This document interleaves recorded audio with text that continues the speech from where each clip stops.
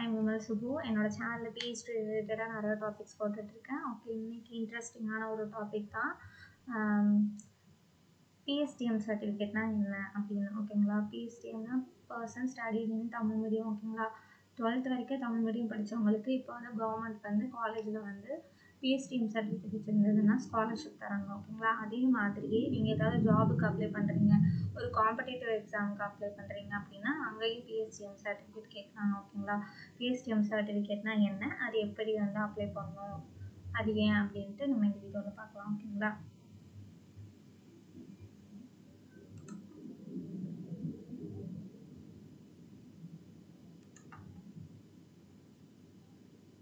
ரீசெண்டாக வந்து TRP exam வந்து யாரெல்லாம் வந்து அப்ளை பண்ணியிருந்தீங்களோ அதில் அப்ளிகேஷன் ப்ரொசீஜரில் பார்த்தீங்கன்னா கீழே வந்து அவங்களே ஒரு ஃபார்மெட் கொடுத்து PSTM சர்டிஃபிகேட் அப்படின்னு சொல்லி கொடுத்துருப்பாங்க. ஓகேங்களா, அதை வந்து பின்னாடி அட்டாச் பண்ணியிருப்பாங்க. அப்போல்லாம் எப்படின்னா PSTM சர்டிஃபிகேட் வந்துட்டு ஸ்கூலில் போய் நம்ம வந்து அந்த ஃபார்மெட்டில் அவங்க கொடுத்துருக்க அந்த பின்னாடி அனெக்ஷர் கொடுத்துருப்பாங்க இல்லையா, அந்த ஃபார்மெட்டில் நம்ம பிரிண்ட் எடுத்து சைன் வாங்கினா போதும். ஆனால் இப்போ வந்து ஆன்லைன்லேயே வந்து அப்ளை பண்ணி வாங்கிக்கலாம். ஓகேங்களா, இப்போ வந்து ரீசெண்டாக வந்து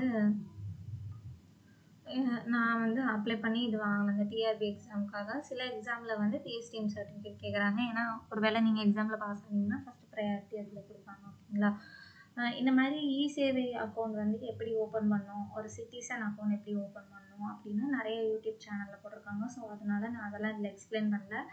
வேணும்னா நீங்கள் அதில் பார்த்துக்கோங்க எப்படி இ-சேவை அக்கௌண்ட் ஓப்பன் பண்ணணும், அந்த அக்கௌண்ட்டில் எப்படி லாகின் பண்ணி உள்ளே வரணும் அப்படின்னு. எனக்கு ஆல்ரெடி அக்கௌண்ட் இருந்தனால நான் அதில் லாகின் பண்ணி வந்துட்டேன். ஓகேங்களா, லாகின் பண்ணி வந்ததுக்கப்புறம் சர்வீஸ் வைஸ் அப்படின்னு நீங்கள் சர்ச் பண்ணிங்கன்னா அதில் வந்து PSTM சர்டிஃபிகேட் அப்படின்னு கிளிக் பண்ணிங்கன்னா அதில் வரும், ஷோ ஆகும் PSTM சர்டிஃபிகேட்.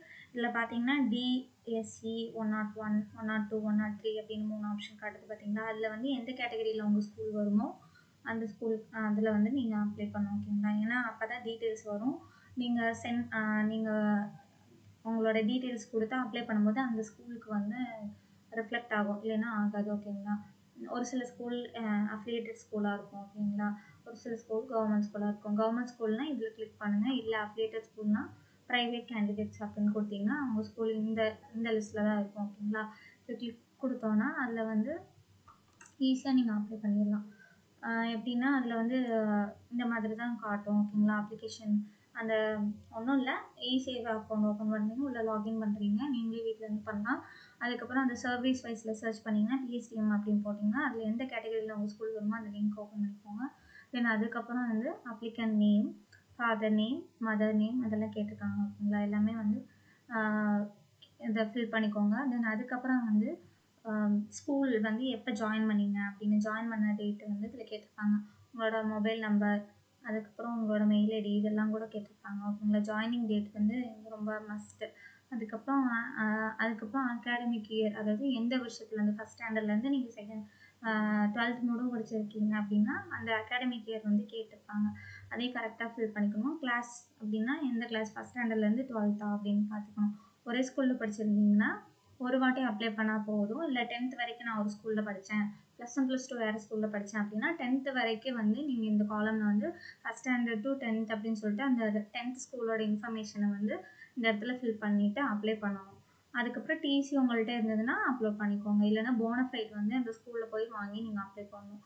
அதுக்கப்புறம் 12th அகைன் இதே மாதிரி நியூவாக ஓப்பன் பண்ணி 12th அகைன் நீங்கள் அப்ளை பண்ணணும். ஓகேங்களா, இப்போ நீங்கள் ஒரே ஸ்கூலில் படிச்சிருந்தீங்கன்னா இந்த டீட்டெயில்ஸ் எல்லாம் ஃபில் பண்ணதுக்கப்புறம் அகாடமிக் இயர் அப்படிங்கிறது ஃபஸ்ட் ஸ்டாண்டர்ட்லேருந்து 12th வரைக்கும் நீங்கள் கொடுத்துருப்பீங்க.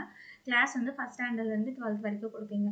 இல்லை நீங்கள் 10th வரைக்கும் ஒரு ஸ்கூலில் படிச்சிங்க, 12th வரைக்கும் ஒரு ஸ்கூலில் படிச்சிங்க அப்படின்னா அந்த டேட்டாஸை மறுபடியும் வந்து செப்பரேட்டாக 10th வரைக்கும் உள்ள டீட்டெயில்ஸை வந்து இந்த இடத்துல ஃபில் பண்ணிவிட்டு சப்மிட் பண்ணதுக்கப்புறம் தென் அகைன் 12th வரைக்கும் படிச்சிங்கள்ல அதை வந்து மறுபடியும் அகாடமிக் அப்படின்னா +1 படித்த வருஷத்தையும் +2 முடித்த வருஷத்தையும் இந்த இடத்துல போட்டு அந்த ஸ்கூலோட டேட்டாஸ் கொடுத்துடணும்.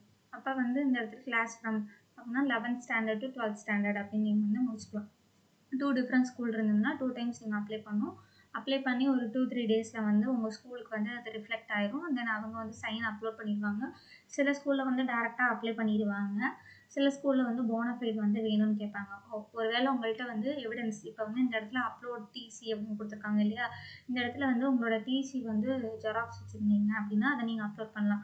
அப்படி இல்லைன்னா உங்கள் கையில் வந்து 12th மார்க் ஷீட் இருந்ததுன்னா அந்த ஃபோட்டோவை நீங்கள் அப்லோட் பண்ணலாம். 10th மார்க் ஷீட்டையும் வந்து அப்லோட் பண்ணிக்கலாம். இல்லை நீங்கள் 5th வரைக்கும் ஒரு ஸ்கூலில் படிச்சிருந்தீங்க அப்படின்னா அதுக்கெல்லாம் மார்க் ஷீட் இருக்காது. ஸோ அதனால் அந்த மாதிரி ஸ்கூலில் வந்து இப்போ 5th வரைக்கும் ஒரு சிலர்லாம் எலிமெண்ட்ரி ஸ்கூலில் படிச்சிருப்பாங்க.